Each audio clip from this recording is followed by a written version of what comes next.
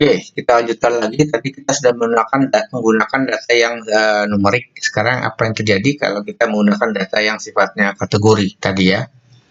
Kita coba dengan frekuensi misalnya. Kita lihat frekuensi.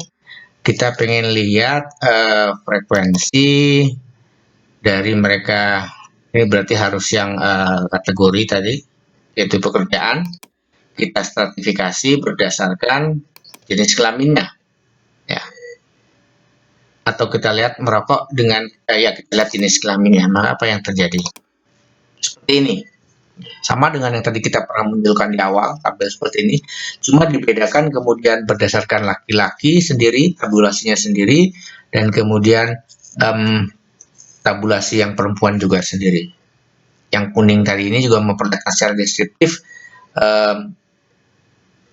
berapa atau dari masing-masing kategori itu mana yang lebih besar. Kalau Anda perhatikan di sini tidak muncul kemudian uji statistiknya. Kalau Anda masih ingat dulu di pelajaran statistik, kalau kita ingin memunculkan uji statistik untuk data yang sifatnya kategori, maka kita memerlukan uji statistik apa? Ya, uji statistik chi-square. Itu akan muncul kalau kita menggunakan tables. Ya, jadi kalau kita hanya menggunakan perintah frekuensi tadi, ya, frekuensi dari satu variabel yang sifatnya kategori, kemudian kita stratifikasi berdasarkan variabel kategori yang lain, maka yang muncul seperti ini, tanpa muncul hasil uji statistiknya. Sekarang kita munculkan dengan cara klik tables, ya, kemudian di sini ada exposure variable dan outcome variable, ya. Nah, ini biasanya untuk exposure itu adalah sebagai variabel pemapar, itu biasanya variabel yang ada pada baris, ya. Jadi kalau di sini adalah nanti kita lihat ya. Sedangkan outcome variabelnya adalah variabel hasilnya, keluarannya. Kalau dia terekspos maka hasilnya apa? Gitu. Kalau kita punya data berarti kurang lebih kalau outcome variabelnya adalah kan status sakit, ya. Sedangkan exposure variabelnya misalnya adalah merokok. Jadi kita pengen lihat hubungan antara merokok dengan tidak sakit. Stratify kita abaikan dulu, di exposure variable kita pilih merokok, outcome variable kita pilih sakit, maka akan muncul, kita klik OK, maka akan muncul seperti ini. Ini akan muncul seperti ini.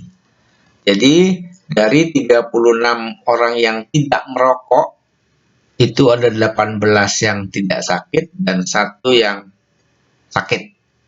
Ya. Kemudian dari mereka yang merokok 33 orang, ada 17 yang tidak sakit, yang 16 menjadi sakit. Masing-masing presentasinya ada seperti ini. Ini bisa dilihat dari presentasi dari baris, ini presentasi dari kolom. Jadi masing-masing ini mempunyai mana yang berbeda. Kemudian kalau kita mau lihat dari masing-masing sel ini kan semua sel. Sel A, ini sel B, sel C, sel D. Itu diwakili masing-masing oleh warna ini. Warna merah, warna orange, warna kuning, dan warna hijau. Jadi kalau kita lihat, kurang lebih mana yang besar? Yang besar sekali tidak ada, tapi yang kecil ada hanya hijau, kurang lebih ini warna hijau. Ya.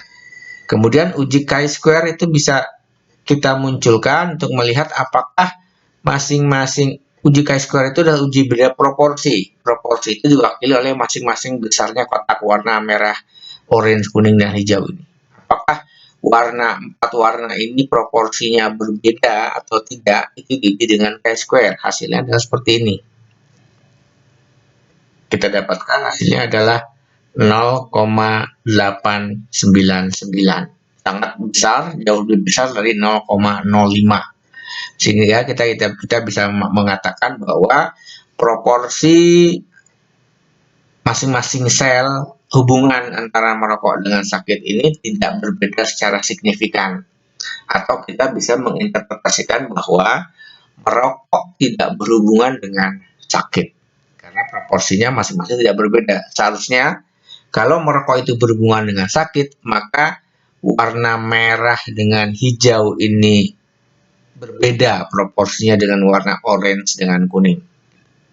Sepertinya seperti itu. Dan kalau berbeda, maka nilai P-nya akan harus lebih kecil dari 0,05.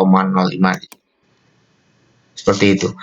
Kemudian bagaimana kalau kita tadi dengan tables, kita munculkan exposure-nya merokok, outcome-nya sakit, kita stratify by sex, berdasarkan jenis kelamin. Apa yang terjadi? Maka muncul seperti tadi, yang tadi adalah yang ini. Kemudian muncul berikutnya adalah ini. Jadi sama hasilnya, cuma tadi distratifikasi berdasarkan jenis kelamin masing-masing. Jadi tabulasi untuk seks 1 seperti ini, dan tabulasi untuk seks 2 seperti ini. Kalau Anda lihat, ternyata warna proporsi warna yang ada yang mewakili masing-masing sel itu berbeda. Merah, orange, kuning, hijau berbeda. Di sini juga berbeda.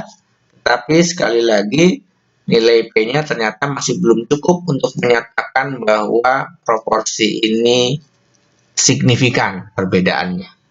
Terbukti kita dapatkan hasil uji statistiknya, nilai P-nya adalah 0,485. Sudah lebih turun dari yang atas tadi, 0,899. Tapi belum cukup untuk mengatakan bahwa ini perbedaannya adalah signifikan. Demikian juga dengan seks 2 perempuan, nilai P-nya masih 0,4 sekian, dan ini masih belum cukup kita untuk mengatakan bahwa perbedaan yang terlihat di sini itu signifikan, atau kita bisa mengatakan bahwa ada beda proporsi yang signifikan.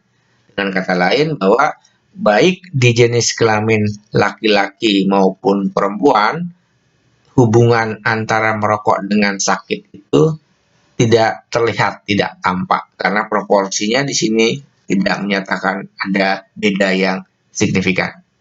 Demikian.